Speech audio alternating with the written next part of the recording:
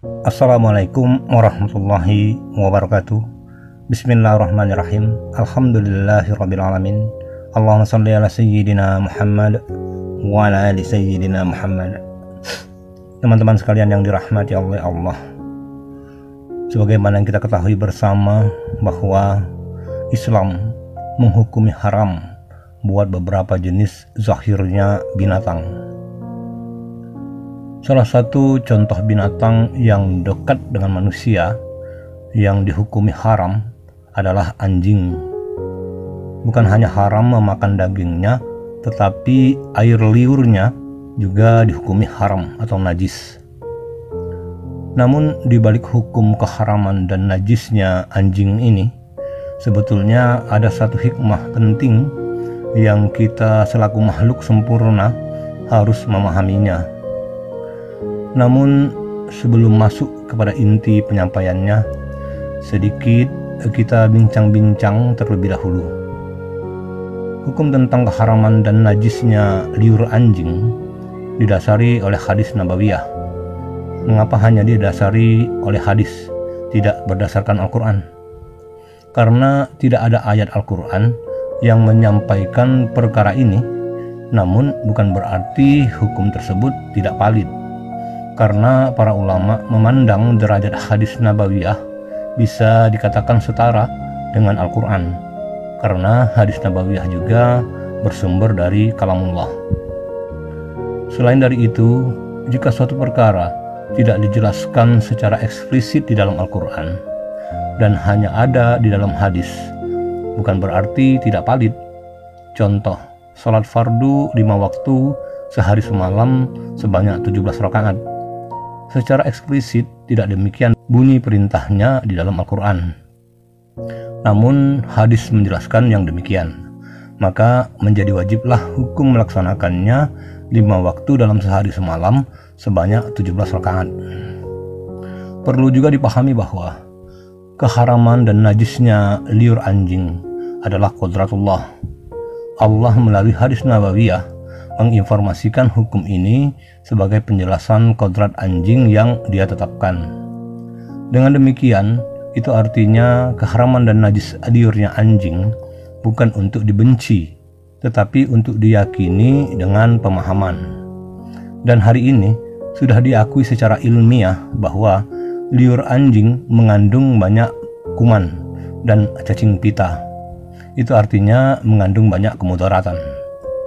Jadi dari perspektif qudratullah, hikmah dari hukum haram dan najisnya liur anjing adalah meyakini, mentaati hukumnya, dan dengan pemahaman.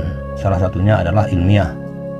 Seperti tuntunan hadisnya, kalau tubuh atau perabot makan kita dijilat oleh anjing, maka harus dibasuh dengan air 7 kali. Untuk basuhan yang pertama, airnya dicampur dengan debu tanah. Teman-teman sekalian, hikmah yang saya maksudkan dan ingin saya sampaikan kali ini adalah terkait dengan entitas dan hukum najis di luar ranah qudratullah, tetapi terkait dengan entitas dan kenajisan dari sisi ucapan mulut dan lidah kita manusia. Di dalam Al-Quran, Allah juga menyampaikan beberapa sindiran buat perilaku manusia yang digambarkan jauh lebih buruk dari binatang.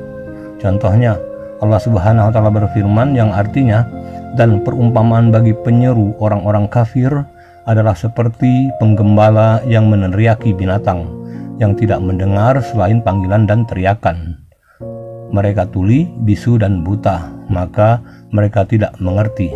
Surah Al-Baqarah ayat 171. Di ayat ini Allah memberikan satu perumpamaan bahwa orang kafir itu lebih buruk dari binatang. Kendati liur anjing secara zahir dihukumi najis, namun itu adalah qudratullah. Walaupun kita dijilat oleh anjing berulang-ulang, hal ini dapat diselesaikan dengan cara mencucinya dengan air dan debu tanah. Najis yang seperti ini tidak menuai dosa.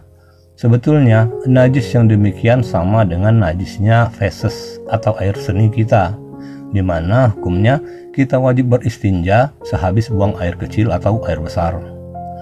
Namun perlu kita pahami bahwa najis kodrat tersebut sebetulnya sindiran Allah terhadap entitas dan perbuatan buruk yang kita lakukan. Seperti contoh, dari sisi kodrat, mulut kita, lidah kita, dan air liur kita itu tidak najis. Namun jika mulut yang berkodrat baik itu dipergunakan untuk mengucapkan keburukan, maka ucapan buruk itulah sebenar-benarnya najis. Bukan saja dihukumi sebagai najis, namun juga menuai dosa tentunya.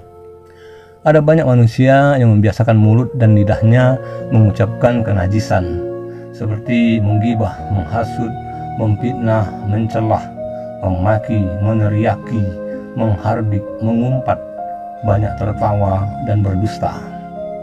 Najis yang demikianlah yang seharusnya kita benci, karena sesungguhnya Allah membencinya.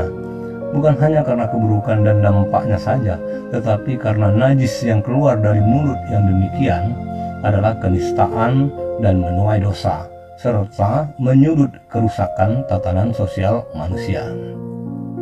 Jadi jika kita inginkan keselamatan akal pikiran dan ketentraman hati, maka jangan pernah mendekati orang yang mulutnya banyak mengeluarkan najis, apalagi berteman dekat dengan mereka. Orang yang mulut dan lidah serta liurnya banyak mengeluarkan najis, sebetulnya ia adalah dampak dari tumpukan dosa di dalam hatinya, sehingga sebagian dimuntahkan dalam bentuk ucapan yang buruk. Teman-teman sekalian, inilah salah satu hikmah penting dari penjelasan hukum najis tersebut, sebagaimana yang saya maksudkan di awal tadi. Maka dari itu, Islam sangat menekankan agar umatnya menjaga ketat setiap ucapan yang keluar dari mulutnya, untuk memastikan setiap perkataan yang terucap tidak jatuh ke derajat najis, tetapi mengandung hikmah dan pelajaran. Kita doakan semoga Allah memberikan petunjuk kepada orang-orang dekat kita, khususnya yang sedang menerima musibah mulut dan lidah yang banyak mengeluarkan najis, dan juga semoga Allah senantiasa melindungi kita dari cipratan najis tersebut, dan semoga Allah selalu menguatkan dan menjaga hati dan lisan kita dari kenajisan. Semoga penyampaian ini bermanfaat dan Allah meridhai. Wallahu a'lam bishawab. Wassalamualaikum warahmatullahi wabarakatuh.